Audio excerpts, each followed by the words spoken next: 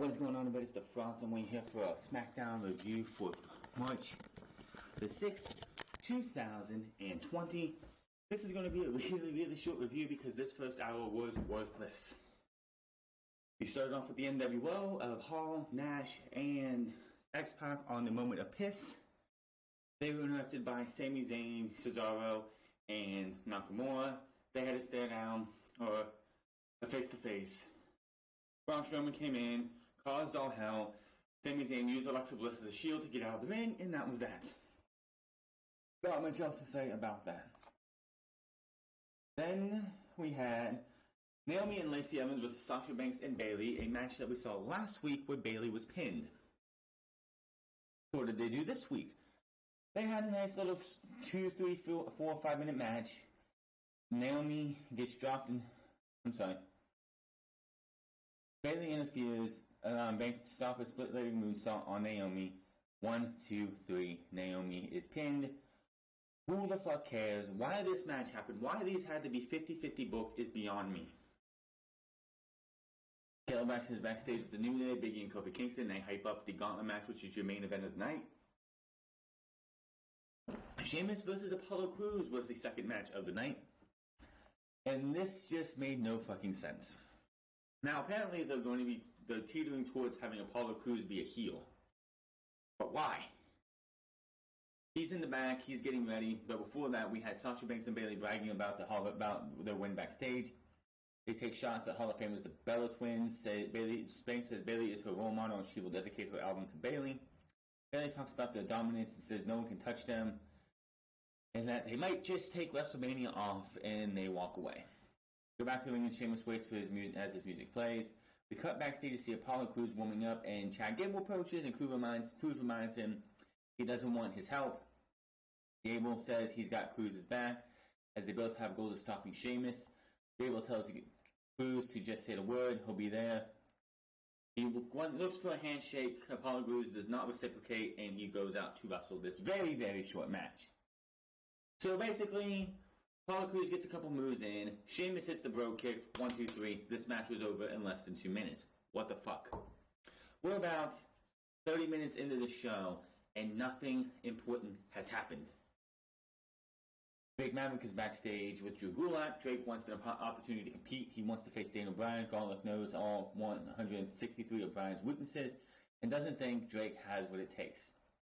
Bryan comes in and asks Gulak, he's talking about his weak roundhouse kick. Bryan says he'll be at Elimination Chamber, and if Gulak is confident he can exploit those weaknesses, why doesn't he step in the ring with Bryan at the Elimination Chamber, and he walks off? We are still going through this show, and nothing has happened other than the fact that Daniel Bryan will face Drew Gulak probably on the pre-show. Daniel Brooke and Carmella versus Mandy Rose and Sonya Deville. Dolph Ziggler is out with Fire and Desire. This match lasted about 2.5 minutes. Running knee to Brooke's face. 1, 2, 3. Fire and Desire wins. What the fuck? I'm sitting here, we're about 50 minutes into the show. Nothing has happened. We've had short match after short match after short match. I know we have a gauntlet match coming up, and that's going to be the majority of this show. But why are we having 3 short matches when you could have given us 1 long match to give us something to fucking care about? Back from break, the announcers hype up Elimination Chamber as we send this to a promo for John Cena vs. The Fiend. We go to the Firefly Funhouse, and we see a bunch of John Cena pictures all scribbled out, and all of them vandalized by Bray Wyatt. Wyatt's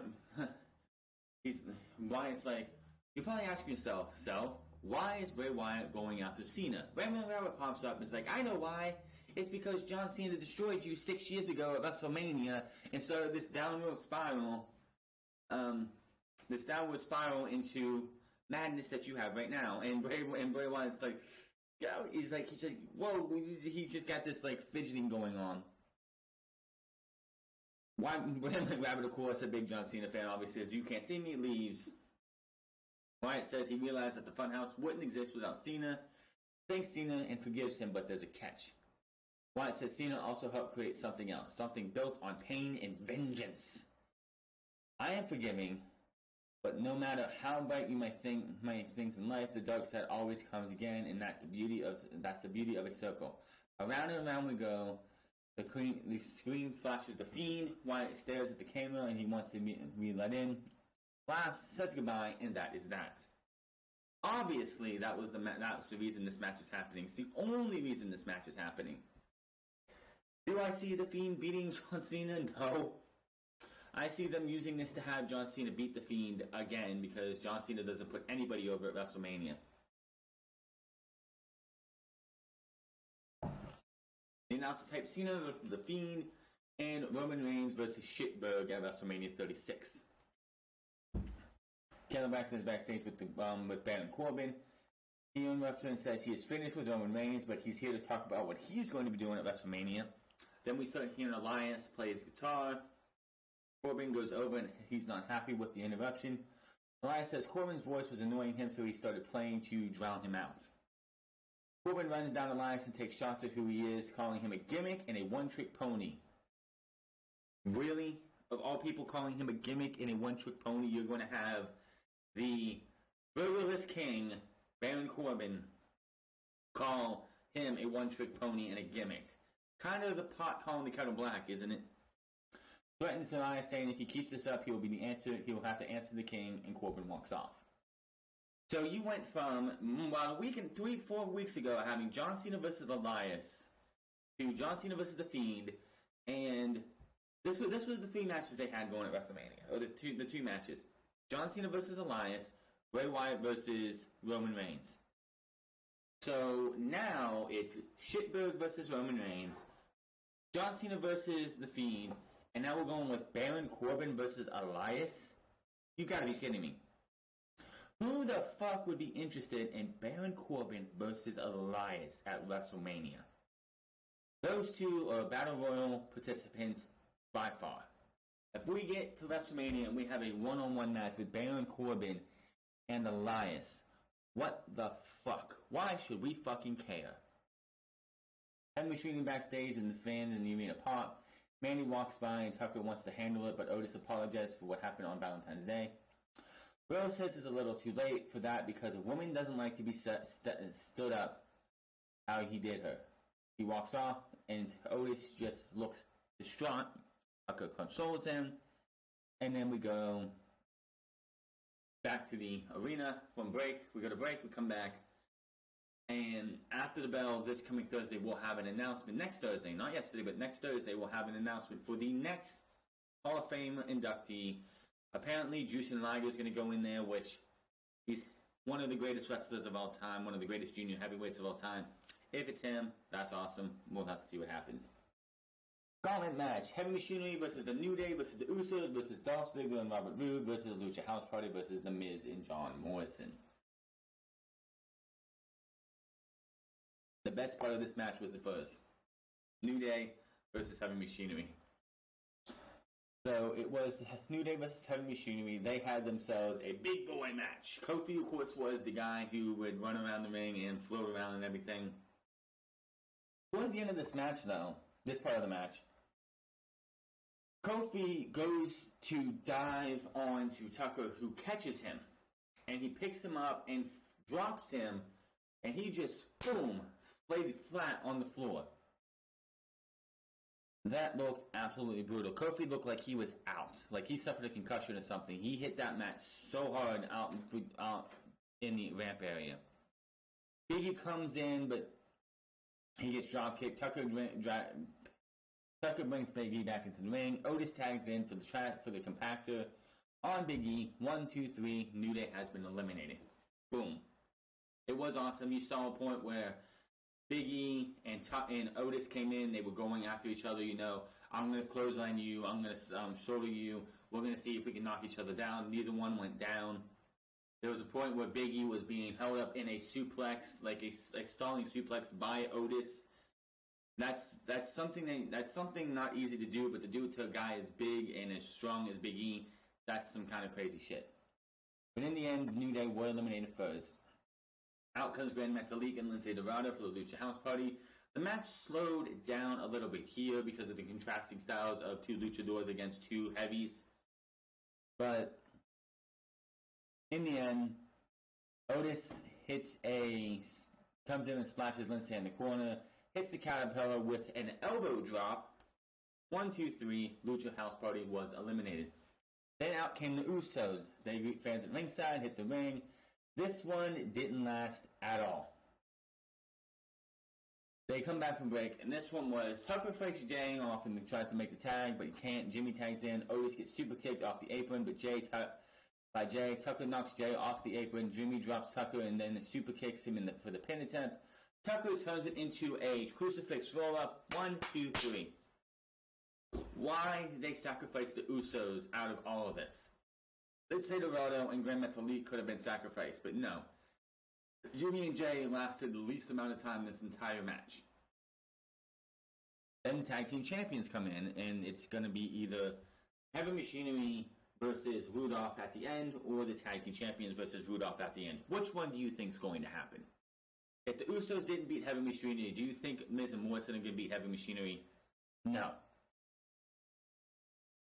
So these two teams are having a little bit of having a nice match here, but let's see here.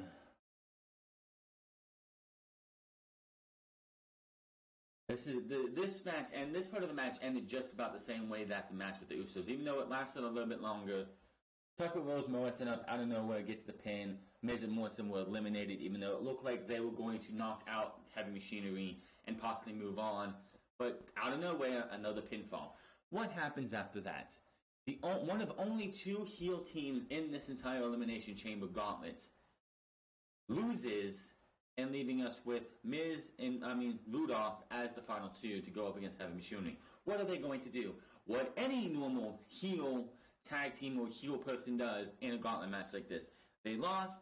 They beat the hell out of the other teams or other person to leave them dead for whoever comes out next, which is usually another heel team. And that's what they do. They beat up Tucker. They double team him. Otis comes in to make the save, but they send him out to the floor. Miz and Morrison launch Otis through the barrier now. Otis is down as we see Mandy Rose watching backstage. Dolph Ziggler walks up and tells her not to worry about that guy. She wishes him good luck as we see the mystery glitches flashing on the screen behind them. Who are they for? It's got to be either Mustafa Ali or it could be Jeff Hardy too, which I doubt it. But after what they did on Monday with that damn spider, bullshit animatronic spider, I don't even care what they do with these type of things. Ziggler heads out to the ring with Robert Roode as Tucker tries to recover in the corner. Otis looks like he is dead on the outside in the timekeeper's area. So the majority of this final match here is Tucker fighting 2-on-1 to try and get to be the last participants in the Elimination Chamber match for the tag team titles. And he's doing a job. He's doing as best he can. They keep trying to do what they can to win this match. As they're beating up on Tucker, they're looking back to make sure Otis doesn't get up, because if Otis gets up, they know we're fucked and we're in trouble. That doesn't happen. That does happen eventually when Ziggler's in the ring with Tucker. Roode comes over to attack him. Otis bounces his head off of the apron, off of the commentator's desk. He looks like he died.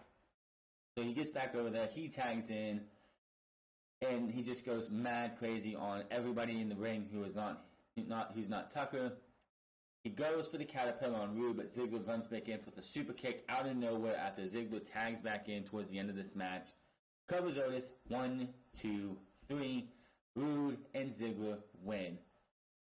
Ziggler and Roode have barely had any time to celebrate. They were going, which is kind of weird that they had the lower third coming up when it was 10 or 9:57 or 9:58 when the pinfall happened. They still had 2 minutes, and because I'm working on over the air, that might be why it happens. But they had no time left. The elimination. I was gonna say. The final Smackdown before Elimination Chamber goes off the air with 3 to 4 minutes left before 10 p.m. This makes no sense. I've noticed this. Since Fox has gotten Smackdown, Smackdown goes off the air way before it should. There's always 3 to 4 minutes left between Smackdown going off the air and 10 o'clock. Raw's had some times where they go over, but Smackdown is going under, and I don't know why they keep doing that. Ziggler and Rude have earned the right to enter Sunday's Elimination Chamber match last.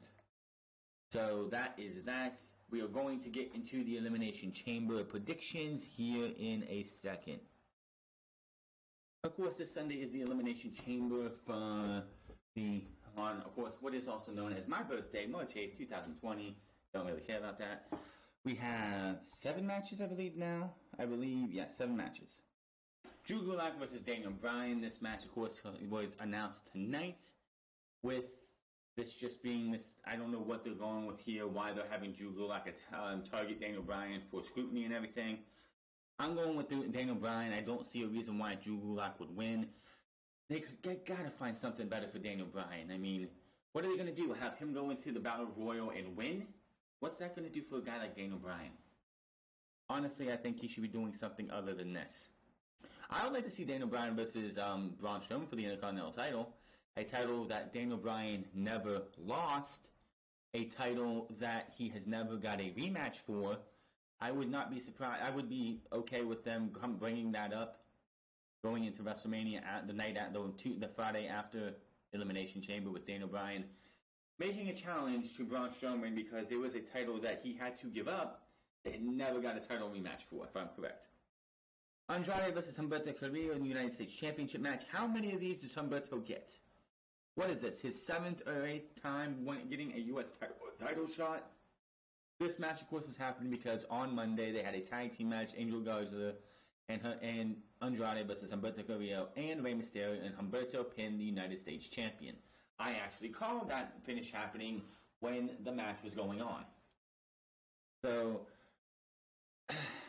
I want to say Humberto wins it because of the fact that that Andrade was suspended for a month, and this should be punishment for him for being suspended. He should have lost the title to Humberto Carrillo when he got suspended. I don't know why they kept the title on him. I think Charlotte Flair had something to do with that, but I'm not going to raise those questions right now. I'm going against my better judgment and going with Humberto Carrillo just because I think they want to punish Andrade for being suspended for as long as he was.